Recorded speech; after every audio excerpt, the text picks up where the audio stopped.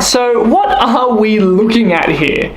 So what we have going on here is a cross-section of my head. And so we have a cross-section as well therefore we have a cross-section of my throat, my mouth, and my nasal cavity. So the important parts of the anatomy are here. We'll start at the top and we'll work our way down. So this right here, this is the soft palate and the hard palate. The hard palate is closer up to the front of the roof of my mouth, and then the soft palate is right there at the back of the roof of my mouth. That's the soft palate. That's what separates the oral cavity from the nasal cavity. Then below, right here in the middle of my mouth, that's my tongue. Now you can see what a huge muscle it is and how much space and room it actually takes up in the mouth. So that's my tongue right there.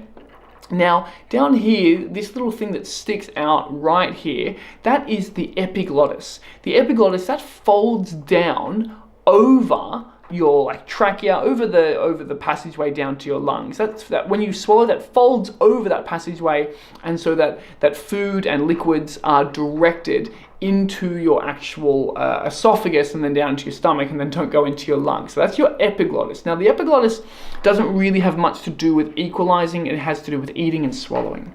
Now further down here, right here, that is actually the vocal fold. So that's where my vocal cords are. This area is also called the glottis. Either will be fine for the purposes of these videos, vocal fold or glottis. And that's more or less the entire anatomy that we need to be focused with. Although this area from the top of this area from the epiglottis down to just below the vocal cords, that's referred to as the larynx. So that whole area is the larynx. It's a big area of throat, and it plays a huge role in all equalization and everything that you're about to see. So we'll start with something super simple. We're going to start with me just standing still and breathing in and out of my nose. So you can see that when I'm breathing in and out of my nose, my soft palate actually is connected to my tongue, or it's touching my tongue. Oh, my tongue is touching my soft palate, either way. And you can actually see very small minor movements in the larynx as I'm breathing, which is really interesting because I just never thought that would be going on. But that's a pretty standard position. As I'm breathing in and out of my nose, my soft palate closes down against the back of my tongue to direct the airflow out of my nose. Next, we have me breathing in and out of my mouth. So you can see the difference here. When I'm breathing in and out of my mouth, my soft palate goes up and closes, or almost closes. You can see it doesn't fully close, but it goes up to the back of my throat. And so that directs the airflow over my tongue and then out of my mouth.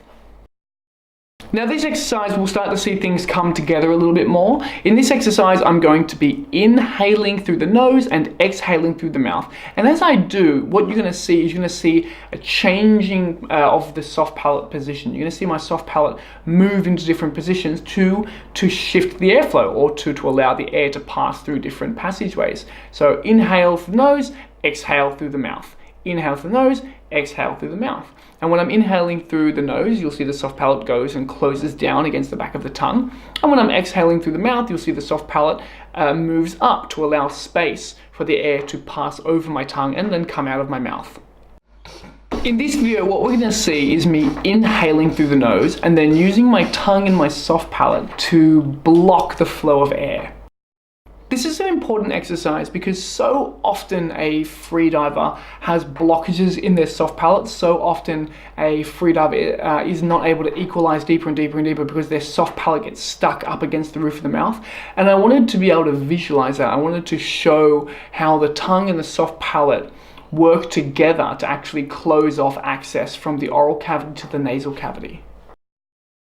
Alright, and moving on to Frenzel. In this video, I will be doing my first Frenzel, and it is a P Frenzel. So it's me doing a Frenzel equalization with my mouth in the position in which I would make the sound or the letter P.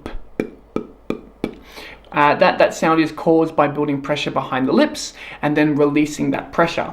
So you can see when I do a P Frenzel. Now, P Frenzel is actually important because it's a precursor to developing mouthfeel equalization. So I like to start with P Frenzel relatively early on. or at least I do now.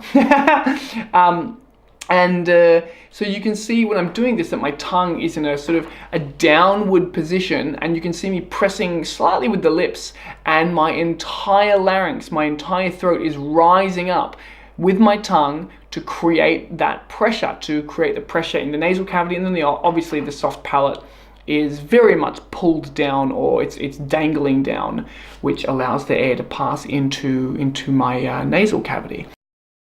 This is me doing a T Frenzel. Now, T Frenzel is probably the most common, or one of the most common Frenzel equalizations that people do. So you can see here the front of my tongue making contact with the front of the roof of my mouth, just like you would to make the sound T, and then my entire larynx lifts up and down, creating the pressure in my nasal cavity. Interesting, I thought that with this T equalization that the back of the tongue would be engaging more, but it seems to be that that I'm using my throat to really pump that air as opposed to the back of my tongue. This now is a K Frenzel, so I'm Frenzel equalizing with my tongue in a K position, which is, as you can see, that's like the middle of my tongue making contact with, I always thought it really was the middle of the roof of the mouth, but it seems to be almost the entirety of the roof of my mouth. And then there's less of a pumping with the larynx, a bit of less of a pumping with the throat, because it seems like I don't need to pump that strongly, because there's a lesser volume of air behind there, or I suppose like a lesser range of movement, or a less potential for movement.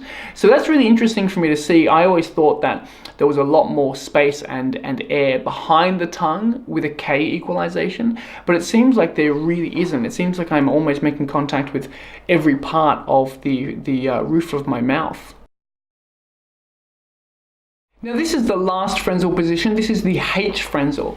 So this is me equalizing by I suppose using the very back of my tongue, and you can see there that the very back of my tongue is making contact with with the soft palate. I've done it with my mouth closed, I've done it with my mouth open, my tongue stuck out.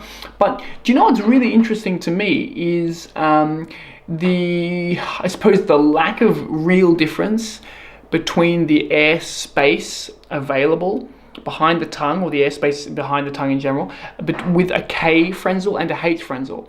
In my head, when I visualized these, I assumed there was a lot more air behind the tongue in a K Frenzel than there would be in a H Frenzel. But it seems to be that there's really not much of a discernible difference.